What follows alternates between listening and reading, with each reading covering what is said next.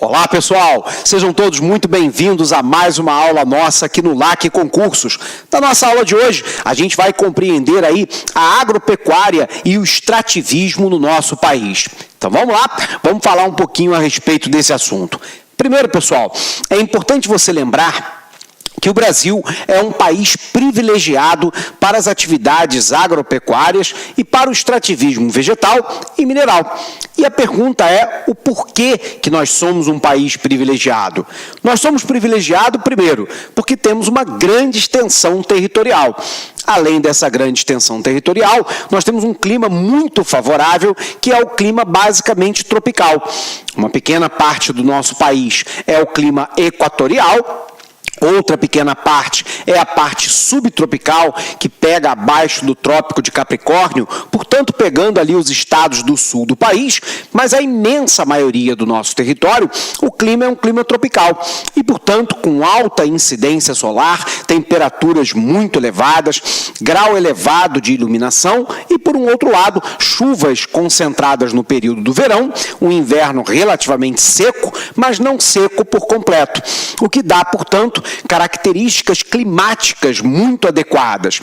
Nós temos um solo no Brasil que, via de regra, é um solo fértil, embora ácido. Nós sabemos que o solo ácido ele dissolve rapidamente os sais hidrossolúveis, dificultando ou impedindo a sua absorção pela plantação.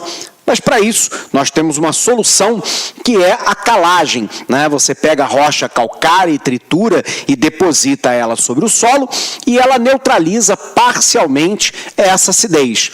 Então eu tenho uma grande extensão territorial, eu tenho um clima muito favorável, eu tenho uma condição edáfica, uma condição de solo, onde os solos são, em sua grande maioria, solos férteis.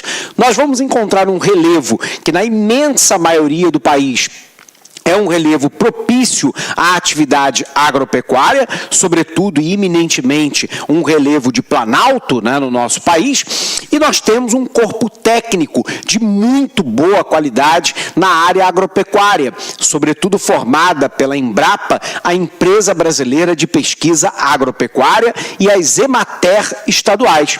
O Brasil tem um grande mercado consumidor interno e um grande mercado consumidor externo para os produtos brasileiros. E, portanto, o Brasil se consagrou ao longo dos últimos anos como um grande celeiro de produção agropecuária e mineral, né, para o mundo como um todo. E assim, a gente precisa então entender, né, essas primeiras características e colocar quais são os sistemas agropecuários que nós vamos encontrar no nosso país. Bacana? Então vem cá para o quadro, vamos puxar aqui um quadro em branco para a gente entender essa questão, né? Então nós estamos falando aqui, primeiro, a respeito da agropecuária. E eu queria ressaltar, né, o que nós chamamos de vantagens para a produção agropecuária no Brasil, né? Então nós colocamos lá uma extensão territorial, corrigindo aqui,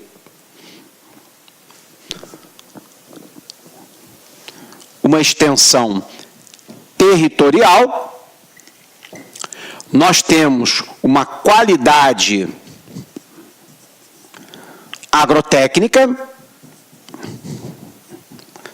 Falamos para você a respeito do clima, basicamente um clima tropical, que ajuda e muito, né, na nossa produção. Falamos lá de uma mão de obra disponível. Falamos ainda de uma condição de relevo, que isso em grande maioria facilita essa plantação, que é o relevo de planalto. Citamos ainda o mercado consumidor.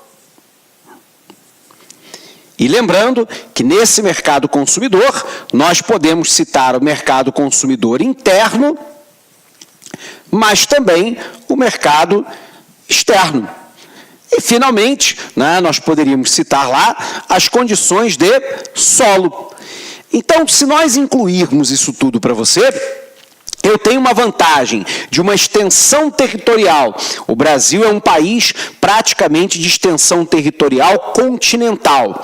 Eu tenho uma qualidade agrotécnica formada, sobretudo, pela Embrapa, a empresa brasileira de pesquisa agropecuária, que é considerada uma das mais sofisticadas do mundo, né, em termos de pesquisa e desenvolvimento de técnica para o setor agropecuário. Um clima basicamente tropical, uma ampla mão de obra disponível para o trabalho na agropecuária, um relevo de planalto, né, e, portanto, um relevo que muitas vezes facilita, inclusive, a mecanização com tratores, colheitadeiras, semeadoras, um mercado consumidor interno formado por mais de 200 milhões de pessoas e um mercado internacional também gigantesco. E, finalmente, as condições edáficas, as condições de solo, que são condições muito favoráveis no nosso país. Bom, se é assim, como é que se dá a agropecuária no nosso país? Hoje, pessoal, nós temos dois grandes sistemas agrícolas em vigor no nosso país. Quando nós falamos de sistema agrícola, nós estamos falando da forma, da maneira com a qual nós estamos organizando a produção no campo.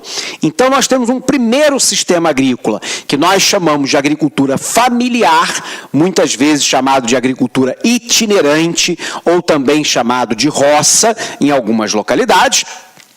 A palavra itinerante é porque muitas vezes eu vou alterando a área de cultivo dessa pequena propriedade, e eu tenho um outro modelo, né, que é o agronegócio, também chamado de agrobusiness, uma agricultura mais modernizada que entra em território brasileiro a partir da década de 1970.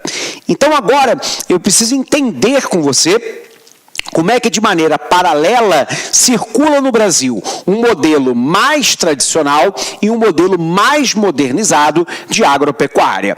Bacana?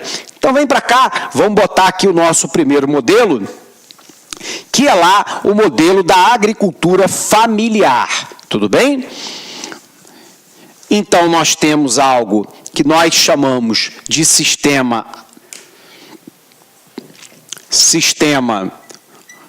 agrícola ou agropecuário, que na realidade é a forma, a maneira com a qual eu estou organizando a produção no campo. O nosso primeiro modelo aqui é o modelo da agricultura familiar. Essa agricultura, muitas vezes, também é chamada de agricultura itinerante.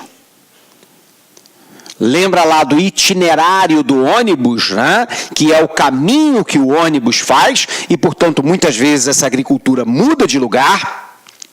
É também chamada de agricultura de subsistência, que é aquela na qual a família produz alimento para o próprio núcleo familiar, vendendo o excedente nos mercados locais.